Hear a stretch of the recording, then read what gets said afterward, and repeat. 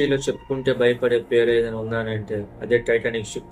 Titanic ship మునిగిపోయిందనే విషయం మన అందరికీ తెలిసిందే.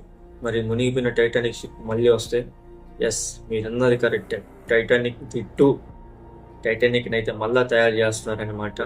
బహుశా ఇది 2030లో అయితే రావచ్చు. అండ్ ఈసారి హై ఎండ్ టెక్నాలజీ యూజ్ చేస్తున్నారనమాట. అండ్ అలాగే సేఫ్టీ విషయానికి వస్తే ఎక్కడ కూడా తగ్గట్లేదు అన్నమాట.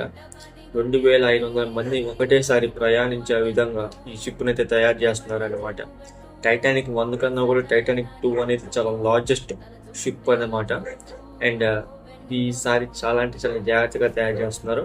And as it is Titanic 1 అంటే ఫస్ట్ టైటానిక్ ఎలా అయితే ఉండిద్దో ఇది కూడా అలాగే ఉండిద్ది అనమాట. సో టైటానిక్ షిప్ అయితే మళ్ళీ రావచ్చు. టైటానిక్ షిప్లో మళ్ళీ ప్రయాణించవచ్చేమో జనాలు. కానీ టైటానిక్ షిప్ వెళ్ళాల్సిన మార్గం మాత్రం ఒకటే. మరి అట్లాంటిక్ సముద్రంలో మళ్ళా టైటానిక్ మునిగిద్దా?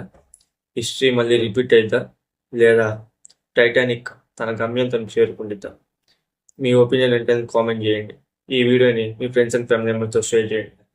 మా ఛానల్ సబ్స్క్రైబ్ చేసుకోండి. See you guys the next one.